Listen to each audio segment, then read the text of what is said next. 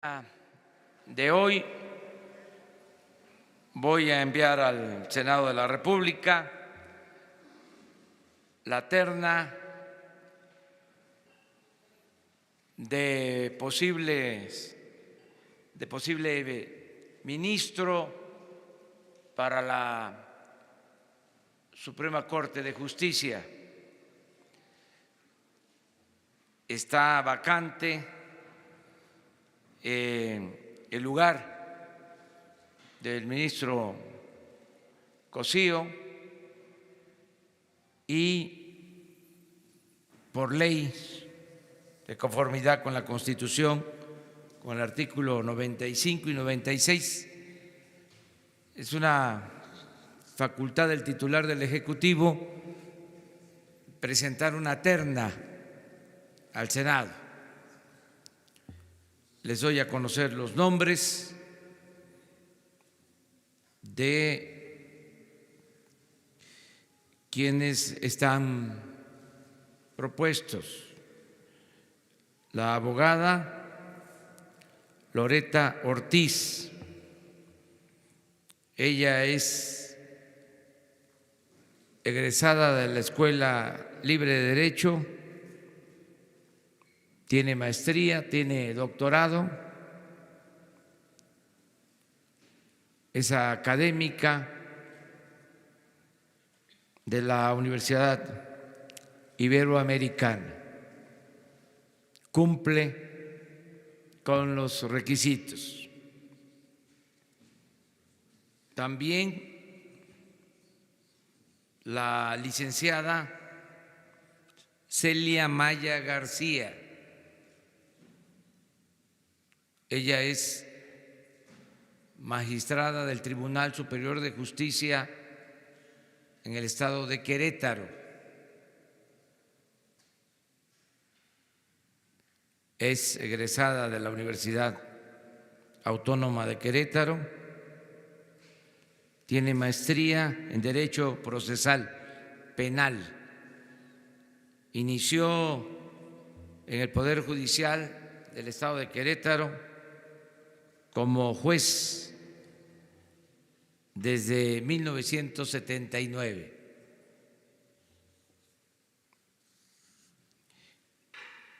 Y el tercer abogado propuesto es el licenciado, también doctor en Derecho por la UNAM, Juan Luis González Alcántara Carrancá. Él, entre otras funciones, ya fue presidente del Tribunal Superior de Justicia del Distrito Federal, ahora Ciudad de México. Son los propuestos, esa es la terna que se va a enviar el día de hoy. Y estoy a las órdenes de ustedes para ver si abordamos todos los temas y salimos en tiempo.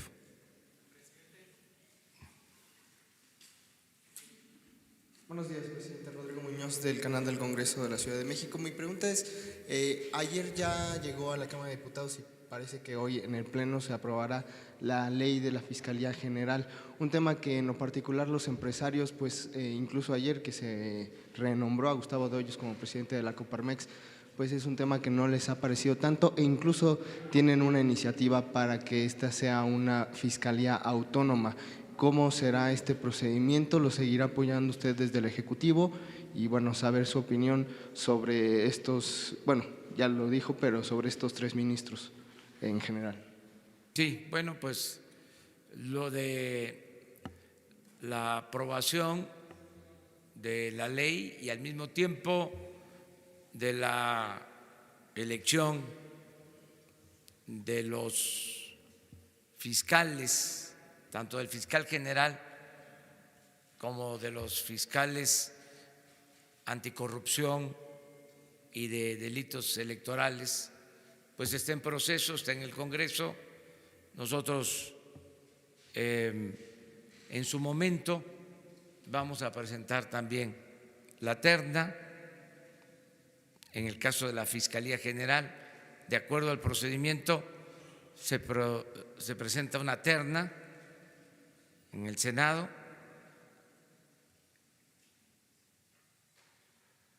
cuando corresponda al Ejecutivo,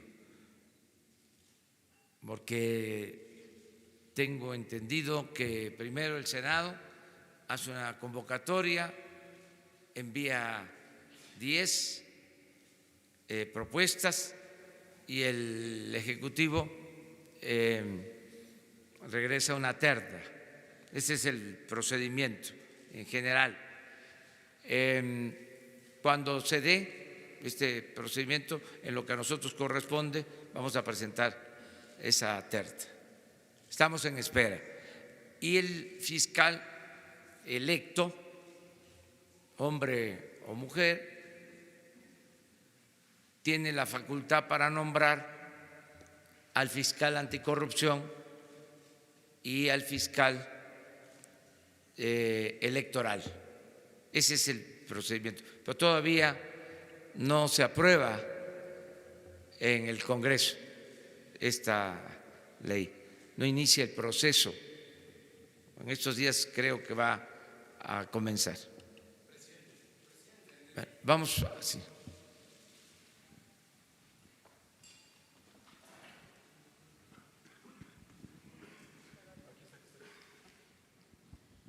Buenos días, Sara Pablo de Radio Fórmula. Presidente, preguntarle por el tema de los bonos. Ayer un grupo de tenedores de bonos pues decía que no estaba de acuerdo de lo del aeropuerto con esta propuesta que ustedes están haciendo para la recompra. Y también hay muchos que dicen que pues es un mal negocio lo que está haciendo el gobierno por comprar ahora los bonos que antes se habían vendido. Y por otro lado, preguntarle, en el caso específico de Loretta Ortiz, ella fue diputada de Morena, ella estuvo con usted en este tiempo de transición. ¿Esto no vulnera de algún modo, podría vulnerar la independencia en este caso del Poder Judicial? Gracias. Bueno, en el caso de los bonos es un asunto de Hacienda, ya lo expresé, es el libre mercado. Nosotros vamos a respaldar los compromisos que se tienen con inversionistas. Lo dije desde el principio, vamos a garantizar el pago de esos bonos como gobierno federal. Todas esas inversiones están seguras. Acerca del precio de los bonos, pues eso tiene que ver con el mercado. Y respetamos los cambios que se den en el mercado. La Secretaría de Hacienda es la que se ocupa de este asunto. Acerca de la propuesta de los posibles o del posible nuevo ministro de la Corte, pues eso lo van a decidir los senadores. Yo presento una terna, todos cumplen legalmente, les tengo confianza, por eso los estoy proponiendo. Es gente honesta, son abogados, pues de primer orden, los tres, 2 mujeres y un hombre. Y los senadores libremente van a decidir. Estamos también en el terreno de lo inédito. Para los que se la pasan diciendo que los respetamos mucho porque ejercen su derecho a disentir y a la pluralidad, pero se la pasan diciendo de que no hay cambios. En este caso, ¿cuál era la costumbre? De años. Iba una terna y de antemano se sabía, porque el poder de los poderes, el Ejecutivo, daba la línea y todo el procedimiento era una faramalla, una farsa. Ahora no. Ahora se envía la terna porque es una facultad del titular del Ejecutivo y decide libremente el Senado. La línea es que no hay línea. Y eso nunca en los tiempos recientes, en la historia moderna, ni modo que era distinto. Entonces, sí, es interesante lo que estamos viviendo. Vamos despacio, aquí, ahorita vamos para allá. Gracias. Sí. Julio Ramírez de ADN Político. Le quería preguntar, ADN Político, sobre la denuncia de la unidad financiera que nos informaron ayer.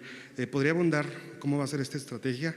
Entendemos que es podemos decir que es el primer paso para ir sobre las finanzas del crimen organizado, como lo dijo desde la campaña. Y sobre el caso Odebrecht, un tribunal ordenó a la FEPADE que determine si Lozoya cometió delitos o no. ¿Su administración va a colaborar en ese sentido?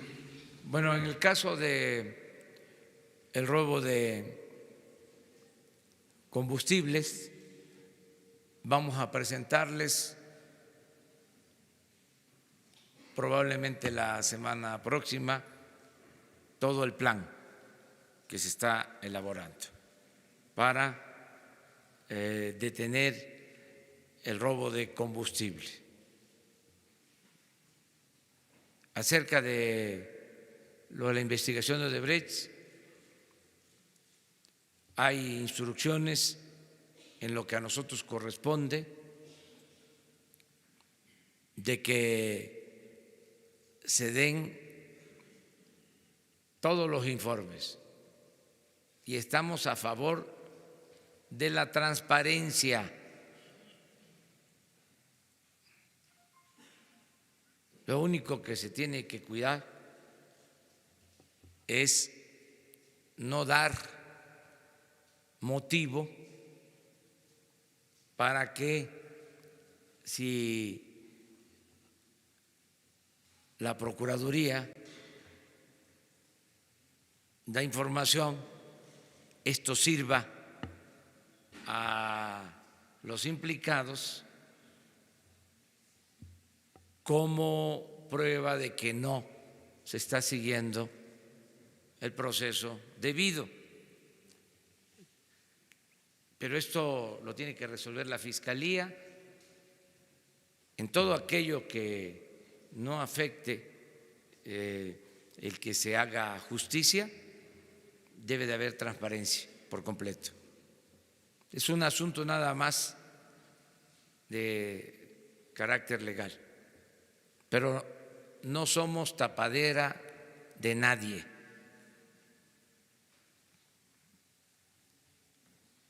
Ahora sí, vamos. Presidente, buenos días. Jorge Monroy, del periódico El Economista. Quisiera preguntarle ya si tiene ya la fecha para la presentación del proyecto de presupuesto el paquete económico, el Congreso, ¿qué fecha sería? Y si nos pudiera adelantar los lineamientos generales en términos de el precio del barril de petróleo, el precio del dólar, también preguntarle acerca de si va a haber superávit financiero como se había venido haciendo en los últimos días e insistirle finalmente en el tema de los bonos. ¿Usted cree que esto no pueda desencadenar en un conflicto y poderse detener el proyecto de Santa Lucía? Gracias. Bueno, acerca del presupuesto, tenemos como plazo el día 15 de este mes. Ya se está elaborando el presupuesto. Les adelanto que vamos avanzados. No se va a contemplar en la ley de ingresos porque son estos dos proyectos que se envían al mismo tiempo, la ley de ingresos y el presupuesto. En el caso de la ley de ingresos no se van a contemplar aumentos de impuestos ni impuestos nuevos. Es prácticamente lo mismo con las proyecciones de ingresos que se puedan contemplar. Nos vamos a apoyar mucho en las directrices del Banco de México, es decir, lo que el Banco de México estime en inflación, lo que el Banco de México considere como marco de referencia en lo macroeconómico. En lo específico, en lo que tiene que ver con el presupuesto, se garantiza que se va a pagar el servicio de deuda completo, alrededor de 800,000 millones de pesos. Se garantiza por completo todo lo relacionado con pensiones y jubilaciones, que son otros 800,000 millones de pesos comprometidos. Se garantiza que se va a pagar la nómina a todos los trabajadores del gobierno con aumentos en los sueldos de los trabajadores que ganan hasta menos de 20,000 pesos al mes. La instrucción que tienen en Hacienda es aumentar inflación más 3 puntos a los que ganan menos de 10,000 pesos. De 10 a 15, inflación más 2. Y de 15 a 20, inflación más 1. En ningún caso los aumentos van a estar abajo de la inflación. Solo se reducen los sueldos de conformidad con el artículo 127 de la Constitución de los altos funcionarios públicos. Se garantiza la transferencia de las participaciones federales a estados y municipios. Ayer lo mencionaba, con incrementos en términos cuantitativos del 10% y en términos reales del 7%.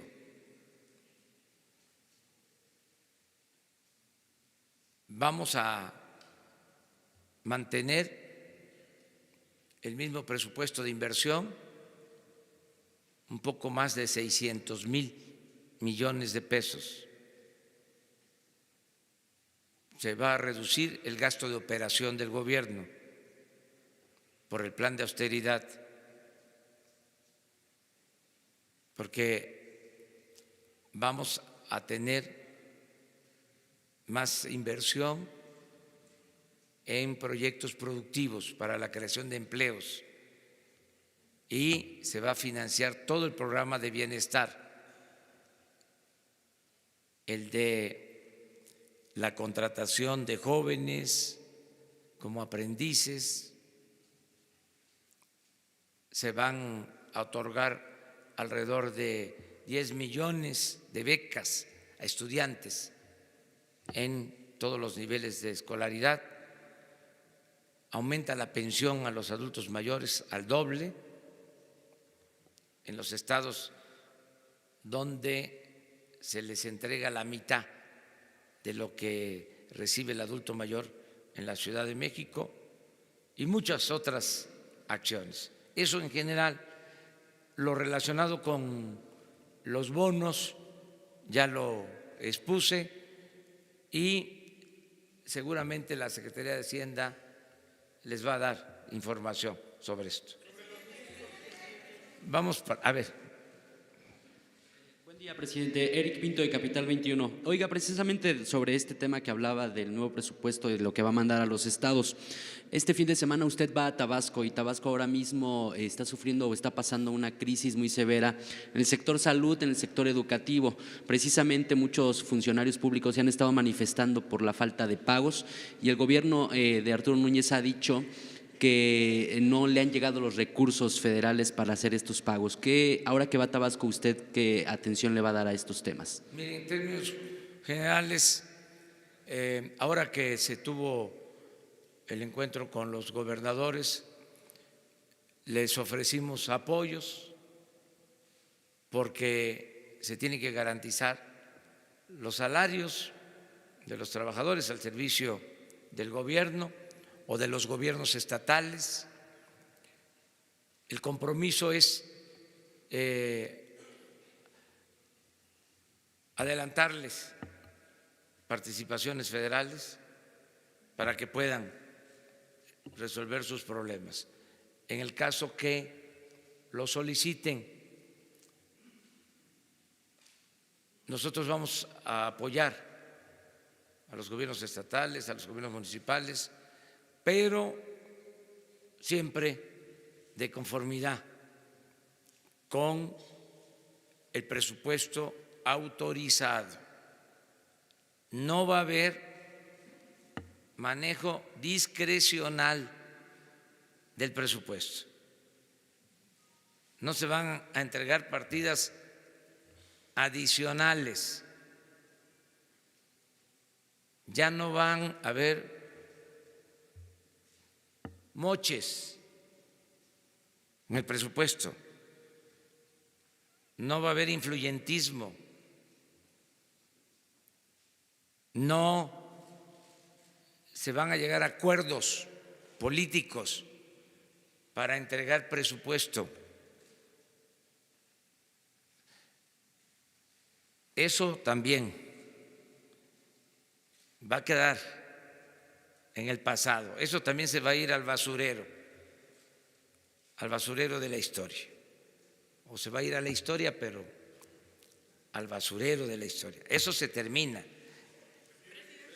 Pero quiero dejar de manifiesto que estamos considerando apoyar de esa forma para que se le pague a los trabajadores. Vamos allá. No, la dama. Gracias, presidente. Jessica Cermeño, de Univisión. Hablando de lo que decía del presupuesto y los sueldos, la Suprema Corte de Justicia ya dijo que va a definir los criterios con los que se van a resolver todos los amparos que están en el Poder Judicial de la gente que se está negando a que le bajen el sueldo y que ya se protegió judicialmente. ¿Ustedes tienen contemplados el dinero que tienen que recibir estos empleados? Porque el procedimiento de amparo, a todos ya les dieron suspensión temporal, entonces a ellos no se les puede aplicar la ley. a los que tienen estos amparos, hasta que no resuelva la Corte estos criterios. Entonces, dentro del presupuesto, ustedes tienen contemplado el dinero que le tienen que dar con los mismos sueldos a estos funcionarios. Y la segunda es, ¿cuál es el plan B que tiene el gobierno mexicano ante la posibilidad de que la Suprema Corte termine invalidando la ley de remuneraciones? Porque pues ya existe esa posibilidad. Gracias. Pues hay que esperar el resultado legal. Yo les explico en términos generales cuál es el procedimiento en cuanto a la integración del presupuesto. Como somos poderes autónomos, independientes, nosotros elaboramos el presupuesto del gobierno federal, del Ejecutivo Federal, y recibimos las propuestas del Poder Judicial y del Poder Legislativo, incluso también de otros organismos autónomos. Y nosotros, por ley, tenemos que enviar así a la Cámara de Diputados el presupuesto. Nosotros no podemos reducir el presupuesto ni modificar el presupuesto del Poder Judicial, ni del Poder Legislativo, ni de organismos autónomos. Esto lo puede hacer el Congreso y en particular la Cámara de Diputados, porque es facultad exclusiva de la Cámara de Diputados la aprobación del presupuesto. La aprobación del presupuesto no tiene que ver con la Cámara de Senadores, la ley de ingresos sí. Entonces, nosotros lo que vamos a hacer es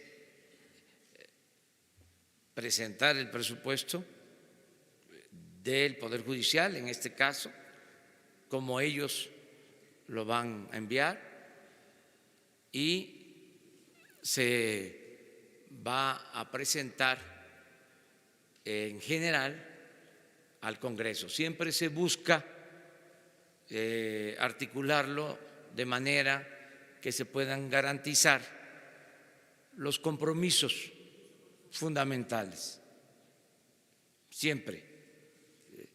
Y va a ser la Cámara de Diputados la que va a decidir en definitiva. Nosotros vamos a apoyarnos en lo que corresponde al Poder Ejecutivo, en la ley y de manera especial en la aplicación del artículo 127 de la Constitución, que establece, entre otras cosas, que ningún funcionario puede ganar más que el presidente de la República. Yo creo que voy a ganar como 108, 110 mil pesos mensuales y de ahí para abajo. Y esa es la inconformidad que existe, porque hay muchos funcionarios de arriba en el Poder Judicial y también en el Poder Ejecutivo, y los había también en el Poder Legislativo, que estaban hasta 2, 3, 4 veces arriba de este tope.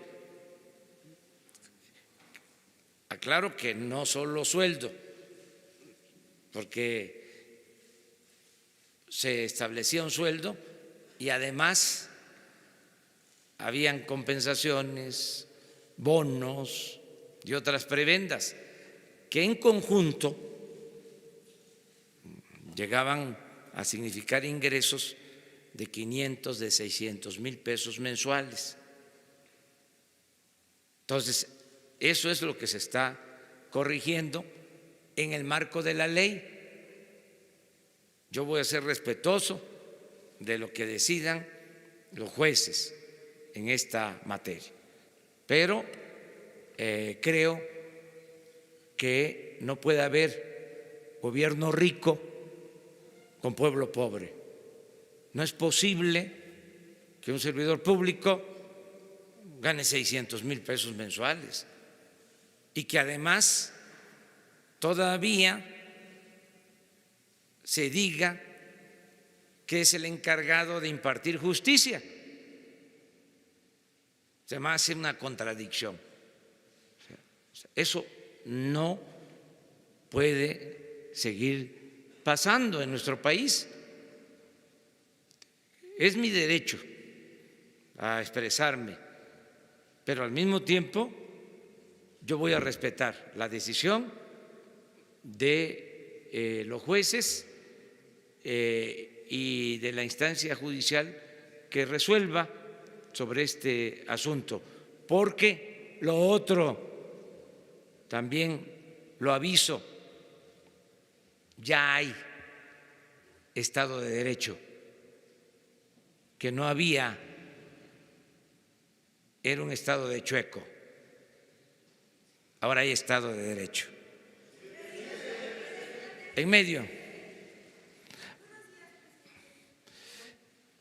Sí, ¿verdad? Ya, bueno, acuérdense de la recomendación respetuosa, ¿no?, fraterna, de que se socialice la información, que todos puedan preguntar. Sí, ¿verdad? Bueno, adelante. Buenos días, presidente. Preguntarle sobre la terna, ¿cómo es que se garantizaría la autonomía tomando en cuenta de que, pues, bueno, va a decidirlo al final el Senado, pero también tienen mayoría en el Senado? ¿Cómo es que se garantizaría que, pues, no se haría uso de esa mayoría, pues, para apoyar una propuesta que usted está enviando?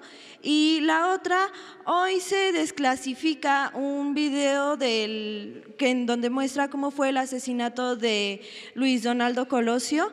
Preguntarle usted si en algún momento va a ordenar que se desclasifiquen también videos o material cuanto antes sobre el caso Ayotzinapa, dado que pues ya se aprobó también la Comisión de la Verdad y es uno de los puntos a tratar en el decreto. Gracias. Sí, pues en el Senado cada senador es libre, son representantes del pueblo, de las entidades federativas, y ellos van a decidir bajo palabra de decir verdad. No hay línea, no vamos a mentir, no vamos a robar, no vamos a traicionar al pueblo. Entonces se envía la terna. Si existía la mala costumbre, porque nos estamos enfrentando a eso, como estamos en el terreno de lo inédito, hay muchos que dicen, ¿será?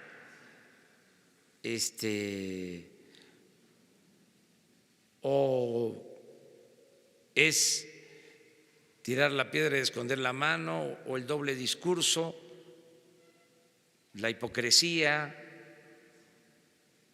Nada de eso. Se termina la politiquería. Ya el Poder Ejecutivo no es el poder de los poderes. Entonces hay libertad completa, no hay tutelaje, no hay línea, no hay indicación. Y los que todavía lo duden, pues que se vayan acostumbrando. Acerca de la información sobre el asesinato de Luis Donaldo Colosio, no tengo los elementos. Cuando yo tenga toda la información, yo respondo sobre esto. Sí les puedo decir en el caso de Ayotzinapa que se va a crear la comisión y tienen todo el apoyo. No se va a ocultar absolutamente nada. La comisión va a tener toda la información hasta llegar a la verdad.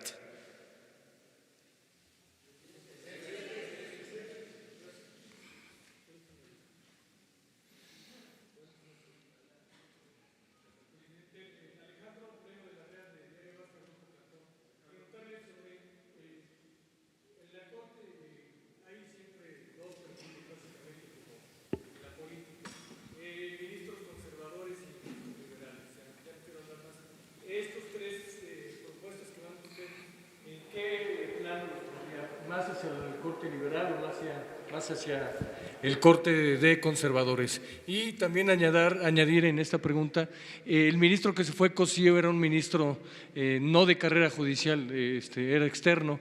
En las propuestas que hacen yo no veo ninguno de carrera judicial. Carrera judicial a lo mejor local, pero no en el marco federal. ¿Se tomó esto como criterio, como si fuese una cuota para un ministro externo? Bueno, sobre las características que deben de tener los jueces y en este caso los ministros, yo lo que pienso que deben de ser mujeres, hombres íntegros, verdaderos jueces que actúen con absoluta libertad, que no acepten consigna de nadie, que no sean serviles, que no sean sumisos, que no estén al servicio de grupos de intereses creados, que sean honestos y que apliquen, en este caso sí,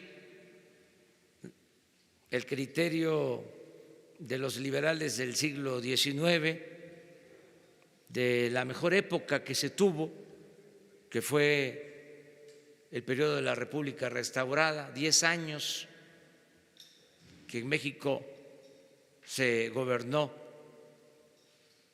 de acuerdo a la Constitución, a las leyes, que hubo división, que hubo equilibrio de poderes, que hubo la prensa más libre y más inteligente que se haya tenido hasta nuestros días.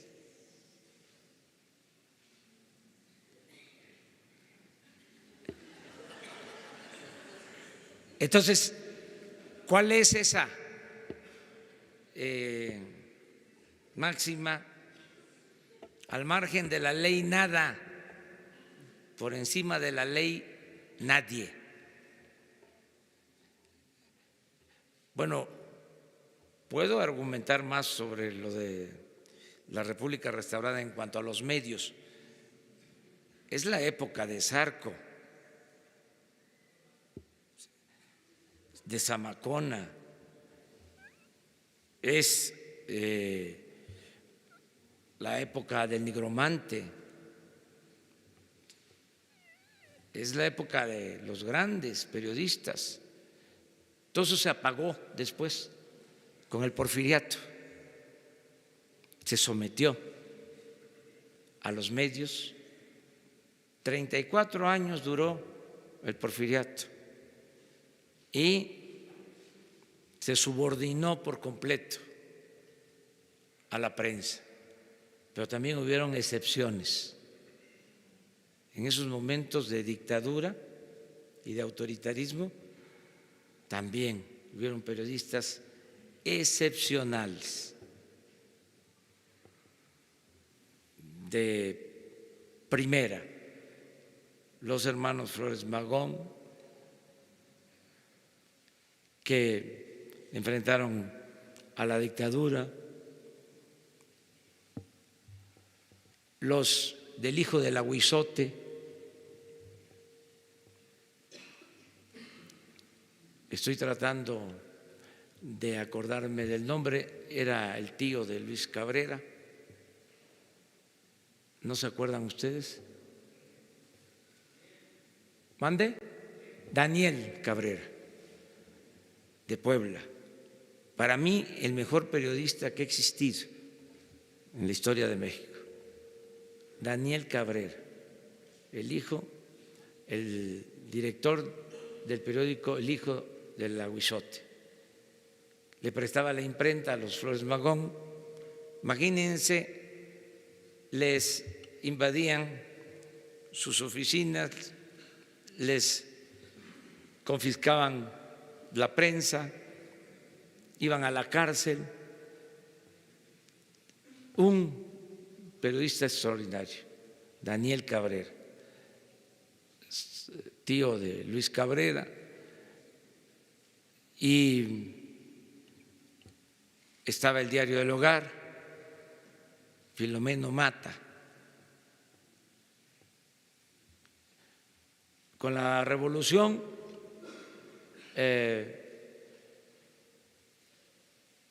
floreció la prensa independiente, se volvió a apagar la prensa, se sometió, además se volvieron abyectos muchos periodistas, escritores, cuando Victoriano Huerta.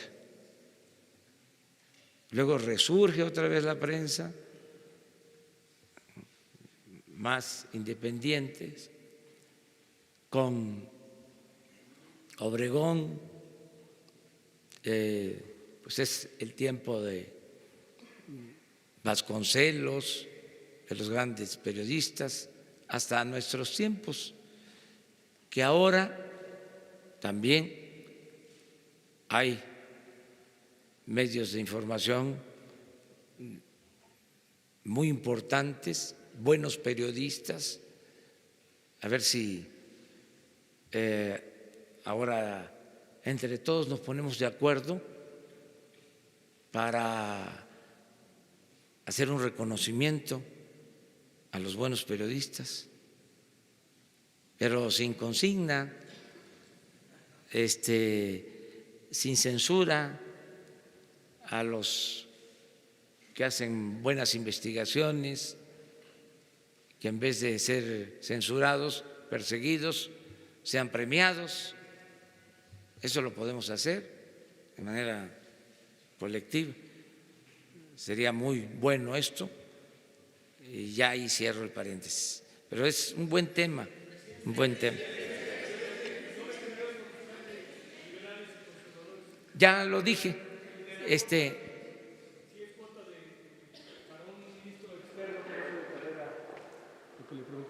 no lo exige la ley. Me voy a pegar a lo que establece la ley. Gracias, buenos días, presidente. Atlante Muñoz, Canal 11. Hoy se presentan los resultados de esta encuesta nacional por una educación de calidad. Tomando en cuenta que anuncia que la próxima semana posiblemente mande al Congreso de la Unión esta cancelación de la reforma educativa, quiero preguntarle si estos resultados de esta encuesta nacional serán tomados en cuenta para que en un momento dado conformar una nueva reforma educativa en México. Y por otra parte, también en tema educativo, hace una semana el gobernador de Michoacán, Silvano Aureoles, aseguró que regresaría al gobierno federal el tema educativo a la federación. ¿Qué opinión le merece esta situación? ¿Es posible? Y si en un momento dado no se prevé que los demás estados adopten la misma situación. Gracias. Sí, miren, acerca de los resultados de la prueba, se van a tomar en cuenta. Lo cierto es que se cancela la mal llamada reforma educativa, y sigo hablando de mal llamada reforma educativa porque no es una reforma educativa, si acaso es una reforma laboral, que si se analiza en su esencia no tiene nada que ver con mejorar la calidad de la enseñanza, y mucho menos para garantizar el acceso a la educación a todos. Por eso engañaron poniéndole ese nombre. No tiene nada que ver con la reforma educativa. Además, si fuese una reforma educativa, tendrían que contar con el apoyo de los maestros. No se puede imponer una reforma educativa sin los maestros. Siempre lo he dicho, el que transmite el conocimiento en el aula es el maestro. Y tan no es una reforma educativa que la impusieron en contra de la voluntad de los maestros, porque la verdad no hay nada para mejorar la calidad de la enseñanza, nada que requiera de que el maestro mejore sus formas de enseñanza o que cambien los métodos de enseñanza-aprendizaje. No hay nada de eso. Entonces, vamos ahora a garantizar que haya el derecho a la educación y que se mejore la calidad de la enseñanza. Y lo vamos a hacer con los maestros y con los padres de familia, pero va a ser para mejorar de verdad la educación. Entonces, vamos hacia allá. Acerca de el regreso de los servicios educativos, no lo descartamos, porque si se federalizan los servicios educativos, puede resultar mejor. Aquí en la Ciudad de México están federalizados los servicios educativos y no hay muchos problemas. Sencillamente ya no se transfieren los recursos a los estados, ya los maneja la Federación. Y esto ayuda porque en algunos casos los recursos que se transfieren para educación se utilizan para otras cosas. Entonces, si así se decide, vamos a la federalización. Estamos, por ejemplo, por llegar a un acuerdo para federalizar el sistema de salud. Tenemos muchos problemas con decirles que está peor el sistema de salud que el sistema educativo. Y uno de los problemas que tiene, entre otros, el problema de salud, es que está fragmentado. O sea, es el seguro, es el ISSSTE, es la Secretaría de Salud federal y los estados. Y al final de cuentas, el servicio es deficiente. En los centros de salud no hay medicinas, no hay buena atención médica. Entonces, ¿qué estamos proponiendo? La integración. Y vamos a comenzar con algunos estados. Vamos a integrar el servicio de salud. Es un proceso que va a concluir con el compromiso de que va a haber atención médica y medicamentos gratuitos en el país. Pero va a ser un proceso. Entonces, ya está por iniciarse, yo les voy a informar a ustedes. ¿Qué tal, presidente? Enrique Legorreta, de Quinto Poder. Yo quisiera preguntarle su opinión acerca de esta acción de inconstitucionalidad que interpusieron algunos senadores encabezados por el PRI sobre el tema de la ley de remuneraciones, y también preguntarle acerca de cómo va el avance de la mudanza de algunas dependencias de las secretarías a los diferentes estados de la República. Muchas gracias. Sí, no estoy enterado si la acción de inconstitucionalidad la presentaron los senadores también. ¿No fueron nada más los jueces? Ah, bueno. Pues sí. Pues de que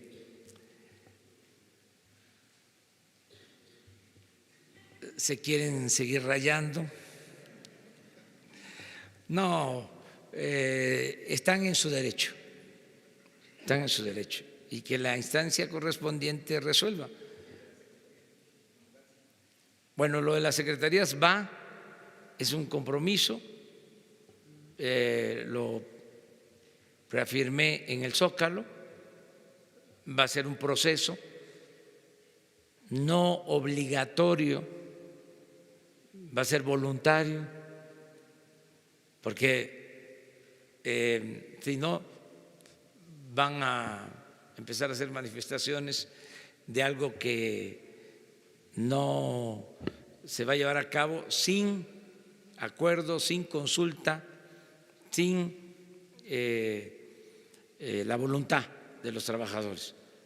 No es una ley, un decreto para trasladar las secretarías y que vean los trabajadores cómo le hacen, porque si no se mudan, si no se van al estado en donde va a estar la secretaría, se quedarían sin empleo. No, eso no. Además, quiero comentarles algo que es importante para que se sepa. Como no van a haber ya delegaciones del gobierno federal en los estados, solo una, y habían hasta 60, 80. Si un candidato de un partido no ganaba, se le mandaba de delegado del ISSSTE. Por poner un ejemplo, o a cualquier otra dependencia. Entonces ya no va a existir eso. Entonces, un delegado, y se respeta a los trabajadores de base de todas las delegaciones de los gobiernos del gobierno federal. Todos los trabajadores del gobierno federal de base y sindicalizados tienen garantizado su trabajo. Nada más es arriba. Entonces, en el proceso de descentralización, se va la Secretaría de Energía a Tabasco, pues allá va a haber muchos trabajadores de otras dependencias. Puede ser que el gobierno federal en Tabasco tenga alrededor de 3,000, 4,000 trabajadores. Entonces, es un proceso de cambio de una secretaría a otra con los mismos derechos. Se va la Secretaría de Medio Ambiente a Yucatán, allá también deben haber 3,000 trabajadores de base sindicalizados. Entonces, no es tan necesario el que se vayan de la Ciudad de México.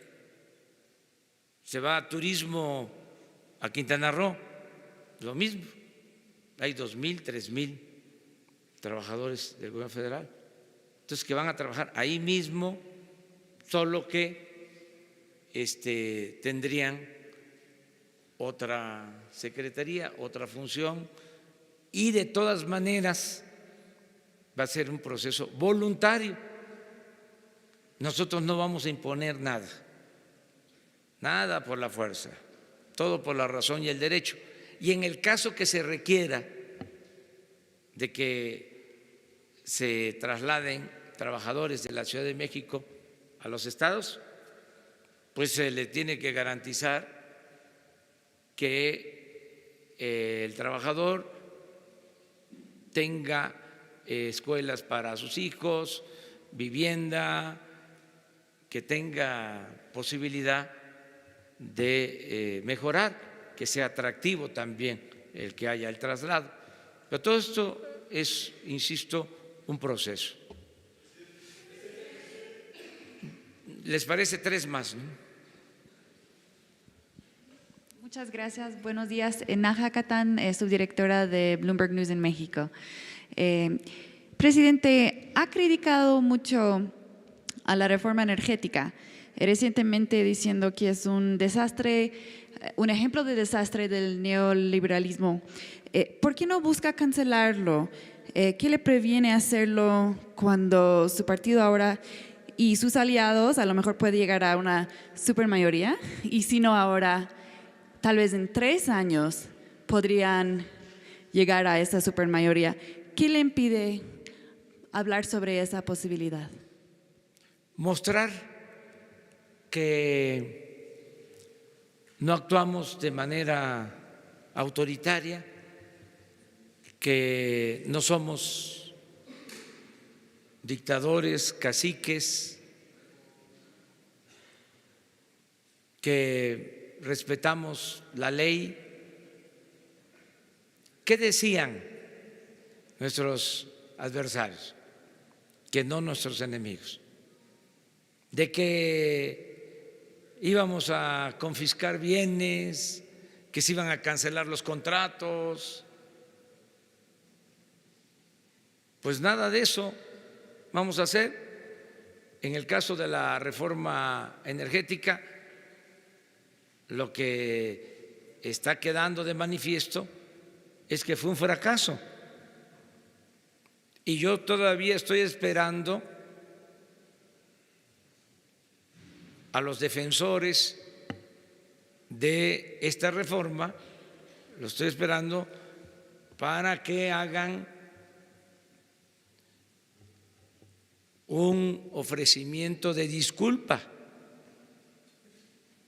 al pueblo de México, porque se acuerdan cómo bombardearon con opiniones de que iba a ser la salvación de México la reforma energética,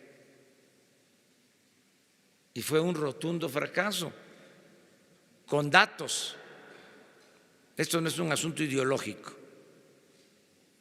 Decían que para estos días íbamos a estar produciendo 3 millones de barriles diarios y se están extrayendo 1.760.000 barriles diarios, como 42% menos de lo estimado. Si eso no es un fracaso, ¿qué lo es? Una gran mentira, y estén considerando de las leyes. Está escrito.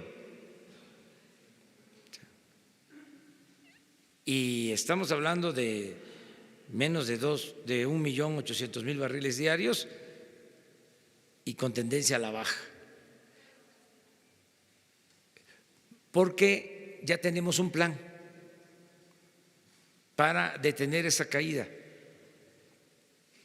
y les queremos demostrar que además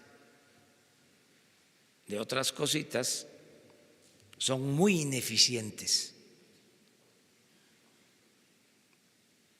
¿A poco no es importante dejar de manifiesto que no solo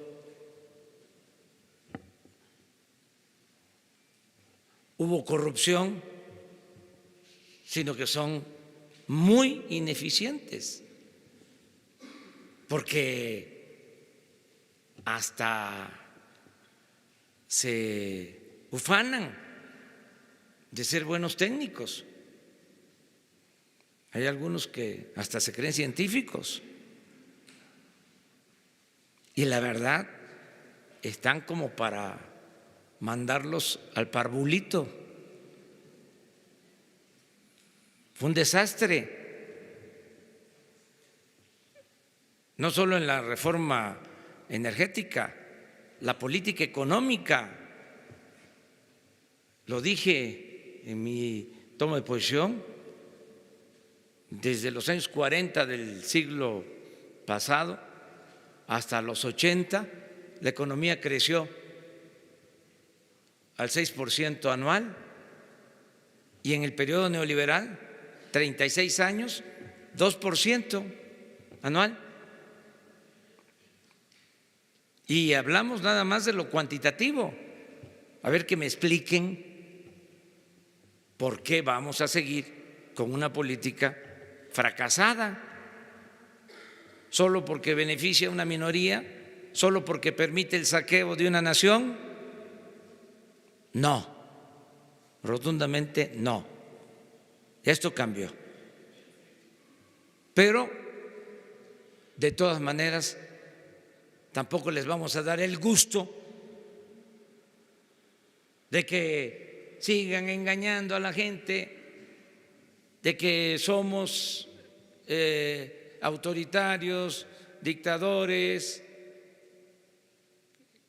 que nos comparan con dirigentes de otros países. Toda esa propaganda chafa, vulgar, corriente.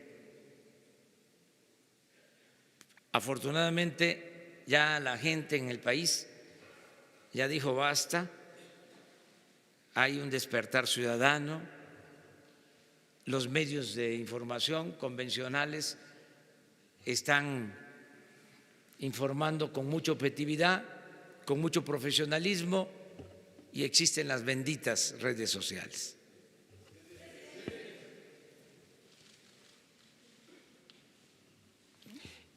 Y ya te preparas tú, contigo terminamos. Hola, ¿qué tal, presidente? Agustín Velasco de UNO TV. Me gustaría preguntarle sobre el tema del caso Odebrecht.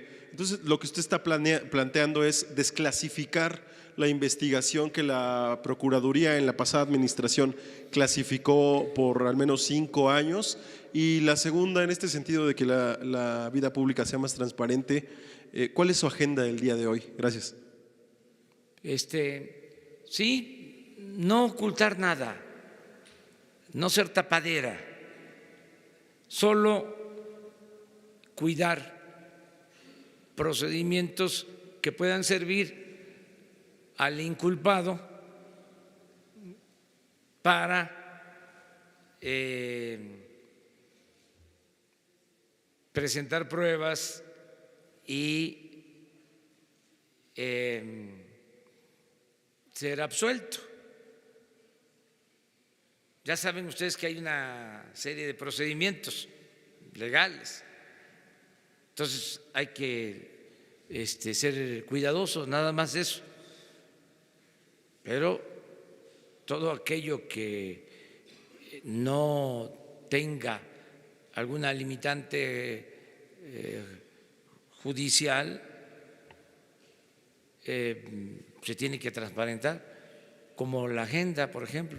Hoy voy a atender a los integrantes del gabinete, tengo trabajo desde ahora. Mi agenda consiste en ver temas de… Hoy tengo, por ejemplo, acuerdo con el secretario de Educación y con otros secretarios. Al rato les doy exactamente la agenda para que ustedes la tengan sin problema.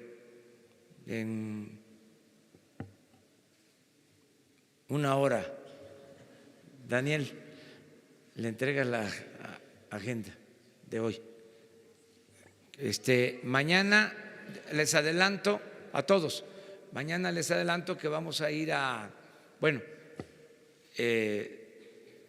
se lleva a cabo la reunión de gabinete a las 6, a las 7 aquí nos vemos y salimos a el norte de Nayarit mañana, y el sábado vamos a Chiapas. Vamos a tener 2 actos el sábado. Vamos a asistir a la toma de protesta de Rutilio Escandón, próximo gobernador de Chiapas. Esto es pasado mañana, sábado. Y en la tarde, esto es importante, en la presa de Malpaso, en Raudales, Chiapas, en la presa, se va a presentar el programa para la producción de energía eléctrica en el país. O sea que vamos al mediodía a estar en el acto de toma de protesta y luego por la tarde vamos a Malpaso, Chiapas. Los interesados en temas económicos, financieros, temas de desarrollo, va a ser importante que conozcan el plan en materia de generación de energía eléctrica que se va a llevar a la práctica. Eso el sábado. Y el domingo vamos a conocer todo el plan para la refinación de petróleo, desde la rehabilitación de las refinerías hasta la construcción de la nueva refinería en Dos Bocas, Paraíso, Tabasco. El domingo vamos a ir a Dos Bocas, Paraíso, Tabasco, donde se va a construir la nueva refinería. Y ahí se va a presentar todo el plan de refinación. La semana próxima vamos a hacer lo mismo, vamos a estar aquí de lunes a viernes y terminando la reunión del viernes vamos a gira, vamos de nuevo al sureste, pero a tratar otros temas. Vamos a salud, a tratar el tema de salud precisamente en Yucatán. Vamos a Ciudad del Carmen para el inicio de la perforación de pozos petroleros, para dar a conocer el plan sobre extracción de petróleo que ya inició, y vamos a iniciar el proyecto del Tren Maya, esto en Palenque el domingo, de este domingo en 8. Entonces ya les adelanto todo esto. No, sábado y domingo sí va a haber, pero a donde nos acompañen, ¿sí? Va a haber información. Diario, sí, sin ningún problema. Muchas gracias.